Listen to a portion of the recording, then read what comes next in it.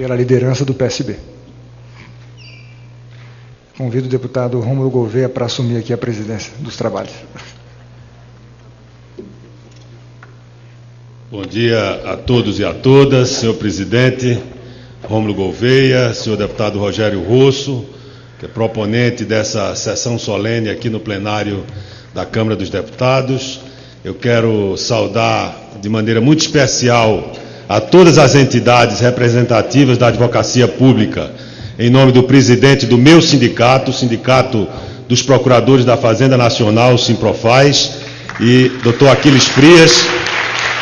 Em seu nome, eu saúdo todas as entidades representativas aqui, dos procuradores federais, dos procuradores da Fazenda Nacional, advogados da União, procuradores do Banco Central, procuradores de Estado, procuradores dos municípios. E quero saudar aqui, em nome da deputada Soraya, essa combatente guerreira aqui, que orgulha todos nós, a todas as mulheres, no seu dia. É um dia importante, um dia de luta, e eu queria, em seu nome, deputada, cumprimentar aqui a todas as colegas e mulheres que vieram aqui participar dessa solenidade.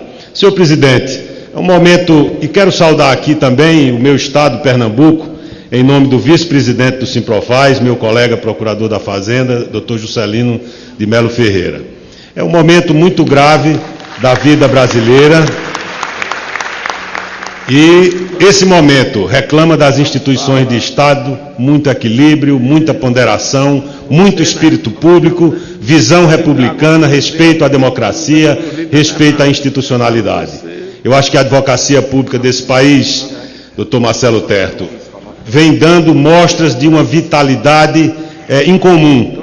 Eu que assisti, quando cheguei na Procuradoria lá nos idos de 1993, a advocacia da União começava a se estruturar, ainda era uma costela do Ministério Público Federal, o que durante muito tempo impediu que o Ministério Público pudesse cumprir de modo adequado o seu papel e que a advocacia da União também pudesse fazê-lo com as suas características próprias, com as suas dificuldades, com a complexidade de suas atribuições, que inclusive muitas vezes entram em choque com as próprias atribuições do parquê. De modo que eu assisti à estruturação dessa carreira, quando por condições as mais precárias de atuação, pelo número de procuradores, por instalações inadequadas, por falta das condições mais elementares de trabalho, nós tínhamos uma advocacia que se poderia chamar, sem embargo, do grande compromisso público que sempre foi demonstrado pelos advogados da União e mais antigamente pelos procuradores da Fazenda, que é um cargo que estava ali entre os 5 primeiros cargos públicos que foram criados nesse país. Ali naquele momento, essa atuação protocolar era responsável por prejuízos inestimáveis ao Estado brasileiro, porque os seus defensores, aqueles que exercem nos diversos ministérios, nas diversas instituições deste país, da administração federal, não cumpriam, por falta principalmente de condições e também por uma diretriz política que às vezes não era afirmada com o vigor com que deve ser sempre afirmada, de uma advocacia que controla os atos da administração pública, que recupera o patrimônio eventualmente desviado em operações que estamos de modo estarrecido, a sociedade brasileira assiste um verdadeiro saque ao patrimônio público do Brasil, e sempre tiveram da advocacia pública, da advocacia de Estado, defensores do interesse público do Estado brasileiro.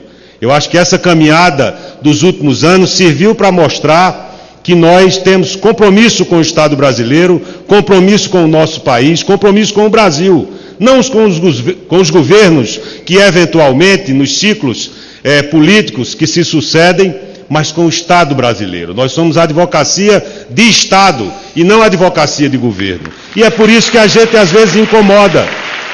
É por isso que o trabalho da advocacia pública muitas vezes previne o gestor de incorrer em desvios, mas muitas vezes incomoda aquele gestor que, mesmo prevenido da ilegalidade do seu procedimento, ele insiste em encarar muitas vezes a advocacia do Estado como uma pedra no seu caminho para evitar as iniquidades que tantas vezes se pratica por agentes públicos que não merecem essa titulação. De modo que esse momento aqui, que nós estamos celebrando o Dia Nacional da Advocacia Pública serve para uma reflexão muito pragmática, porque pela primeira vez nós vimos o ano passado, nós tomarmos conta da nossa casa, virmos aqui na Casa do Povo defender o interesse da advocacia pública, que muitas vezes se confunde com o interesse do Brasil. E procuradores, não aqueles apenas que representam as nossas entidades de classe. Eu vou abreviar, senhor presidente. Mas que defendem o seu interesse corporativo, que nem sempre é sinal de um interesse negativo. É óbvio que o Brasil não pode servir às corporações, porque o nosso cliente é a sociedade brasileira, mas não podemos confundir a defesa das prerrogativas institucionais, da decência no tratamento remuneratório dessas carreiras. Ontem eu tive a informação de que um prédio do Recife, que cede à Advocacia da União, deve 6 meses de aluguel. Se a Advocacia da União, pela sua importância, tem dificuldades dessa ordem, isso é um sinal negativo do estado de calamidade em que se encontra a advocacia pública nesse país.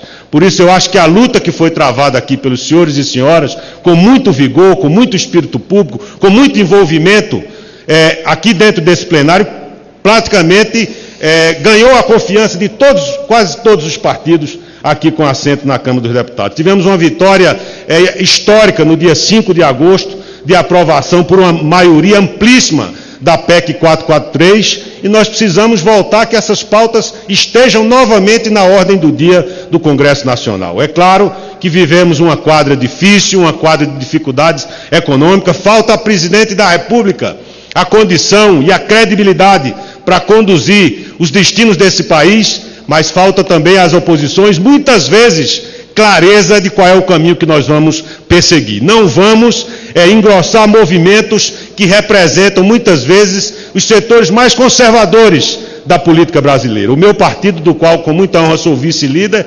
aproveito aqui esse momento de celebração democrática para dizer que nós temos preocupações gravíssimas com os destinos do Brasil. Nós precisamos defender profundamente as investigações, doa quem doer, mas respeitando sempre as prerrogativas e os direitos fundamentais assegurados pela Constituição brasileira. Por isso, meus colegas, meus amigos aqui, quero dizer que o mandato do deputado Tadeu Alencar está a serviço das boas causas. E entre as boas causas que enxergo hoje no meu país, vejo uma caminhada de afirmação importante, inclusive no novo desenho da República Brasileira, em que se insere de modo altivo e republicano a advocacia pública desse país. Parabéns a todos vocês, parabéns a nós por essa iniciativa.